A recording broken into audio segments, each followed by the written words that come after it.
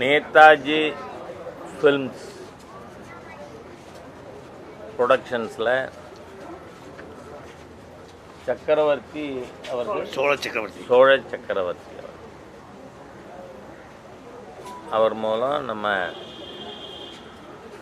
மோகன்ஜி அவர்கள் டைரக்ட் பண்ணியிருக்கிற திரௌபதி 2, திரௌபதி 1 பார்த்தேன், இப்போ திரௌபதி 2வும் இன்னைக்கு பார்த்தேன். இந்த படம் தமிழகத்தில் ஒவ்வொரு தமிழ் குழந்தைக்கும் பள்ளிக்கூடத்தில் பாடமாக வைக்கப்பட்டிருக்க வேண்டிய ஒரு சப்ஜெக்ட் எடுத்து அதை படமாக்கி இருக்கிறார்கள். ஏனென்றால் ஆப்கானிய சுல்தான்கள் டில்லியை ஆக்கிரமித்து அதற்கு பிறகு அலாவுதீன் கில்ஜியின் காலகட்டத்தில் மாலிகாப்பூர் என்கின்ற ஒரு ஆப்கானியனுடைய படையெடுப்பு, அதனால் 100 ஆண்டுகளுக்கு மேல் தமிழகம் மத ரீதியிலாக ஆக்கிரமிக்கப்பட்டிருந்தது.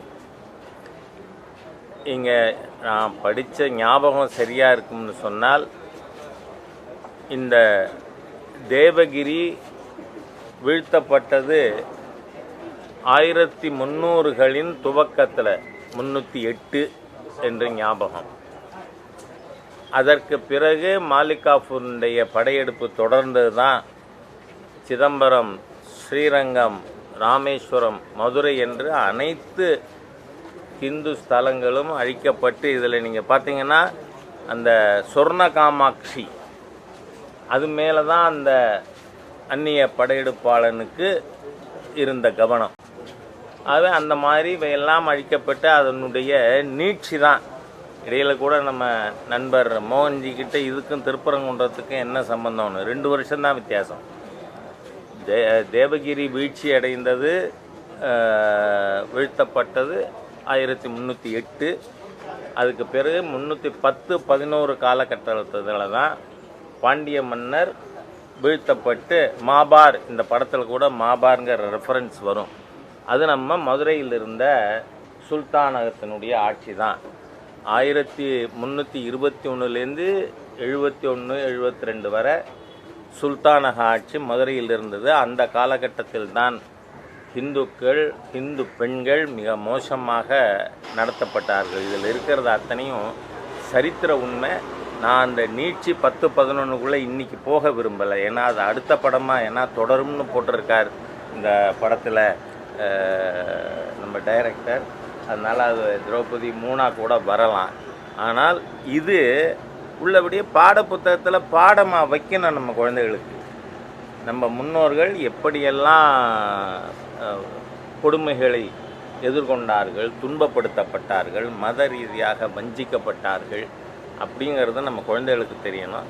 ஆனால் அது எதிர்காலத்தில் இருக்கின்ற அரசு முடிவு பண்ண வேண்டிய விஷயம். அதனால் நான் அதுக்குள்ளேயும் இப்போ அதிகமாக செல்லாமல், நாம் ஒரு குடும்பமும் குடும்பத்தோடு இந்த படத்தை பார்க்கணும். நாம் ஏதோ டிவியில் பார்க்குறோம், யூடியூப்பில் பார்க்குறோம், நெட்டு மூலமாக பார்க்குறோம், அப்படி இல்லை. தியேட்டருக்கு போய் நாம் இந்த குடும்பத்தோட இந்த படத்தை அனைவரும் பார்க்க வேண்டும்.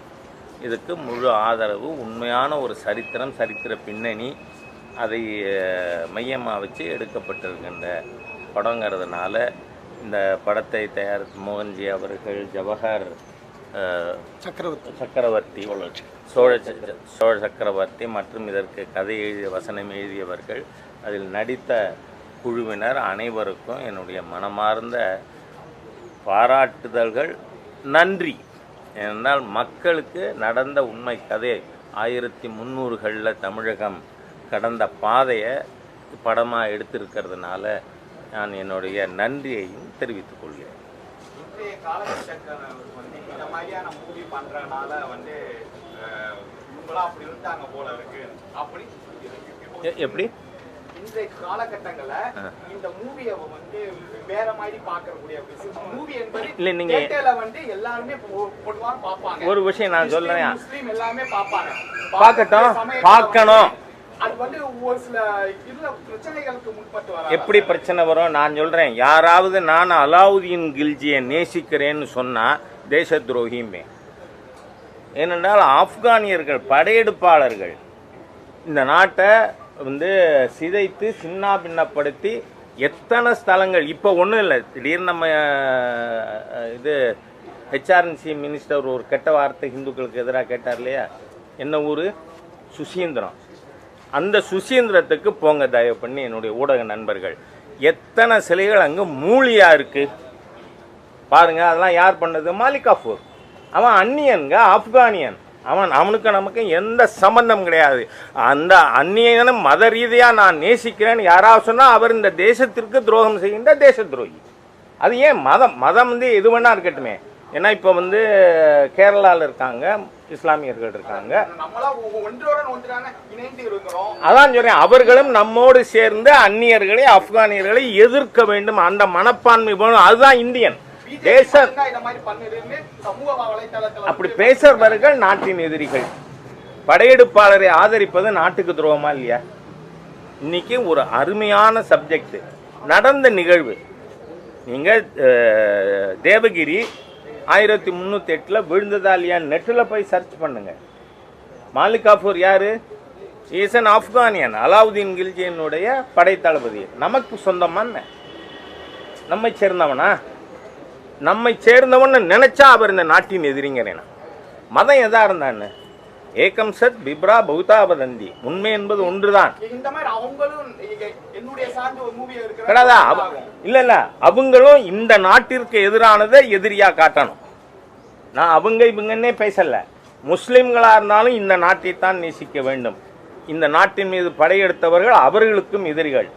பாபர் அந்நியன், ஆக்கிரமிப்பாளன், பகைவன், படையெடுப்பாளன். பாபருக்கு நமக்கும் நெருக்கம் இருக்கா? சொந்தம் இருக்கா? உறவு இருக்கா? கிடையாது.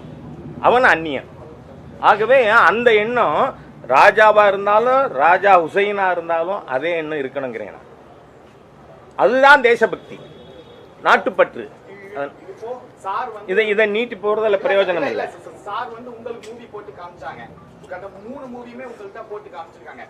வேற நபர்களுக்கு போட்டு காமிச்சா அவங்களோட ஒப்பீனியன்ல இதாகும். நான் சொல்றேன், தியேட்டர்ல ஸ்கிரீன் பண்ண போறாரு, யாரையும் அதுல தடை பண்ண போறதில்ல.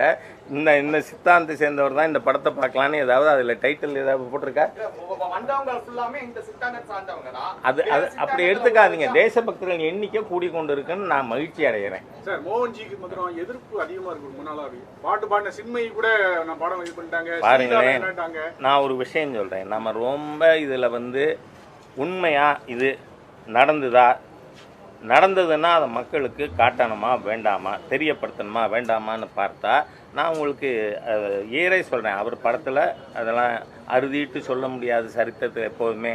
ஏன்னா இந்த சிக்கந்தர் பாதுஷா என்கின்ற அந்த சல்தனேட் மதுரையில் இருந்த சுல்தானகத்தினுடைய 8வது சுல்தான் சிக்கந்தர் பாதுஷா. சிக்கந்தர் பாதுஷாவை குமாரகம்பனுடையார் கொன்றது 1372ன்னு சொல்கிறவங்களும் இருக்காங்க, 1377ன்னு சொல்கிறவங்க. அதனால் அது சொல்லலையே ஒழிய படத்தில். இது என்னோட நினைவுப்படி நான் சரித்திரம் படித்ததன் ஞாபகம் இருக்கிறத படி 1308 தேவகிரி என்கின்ற சமஸ்தானம் வீழ்த்தப்பட்டது. இது சரித்திரத்தில் நடந்திருக்கு. சரி, 12,000 வைணவர்கள் ஸ்ரீரங்கநாதனுக்காக தங்கள் உயிரை மாய்த்து கொண்டார்களா இல்லையா? இது சரித்திரத்தில் நடந்திருக்கா நடக்கல? நாம் அதுதான் பார்க்கணும். உண்மை. மற்றபடிலாம் சினிமாவுக்காக கேரக்டர், அதுக்கான ஒப்பனைகள் அதெல்லாம் இருக்கும். ஆனால் இது நடந்த சரித்திரம். சரித்திரம் என்பது அனைவருக்கும் பொது. தமிழ்நாட்டில் இருக்கிற ராஜாவுக்கும் பொது, ராஜா ஹுசைனுக்கும் பொது, யாருக்கும் பொது, அன்வர் பாஷாவுக்கும் பொது.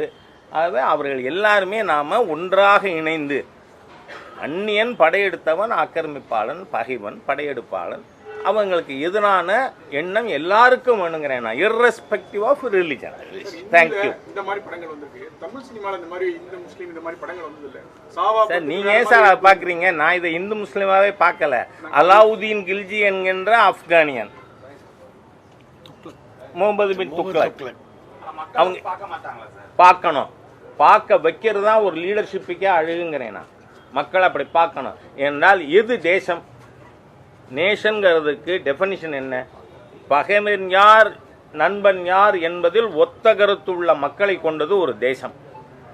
அப்படி இருக்க மாட்டார்கள்னா அவர்கள் அந்நியர்கள், அவ்வளவுதான். ஆகவே ஒரு தேசம் இது மக்களுக்கு சொல்லிக் கொடுக்காத தலைமையின் தவறு. I admit, I am also part of that leadership. அதனால் நாம் ஒரு நாடு என்று சொன்னால் நண்பன் யார் பகைவன் யார் என்பதிலே ஒத்த கருத்து இருக்கின்ற மக்களை கொண்டதே ஒரு நாடு.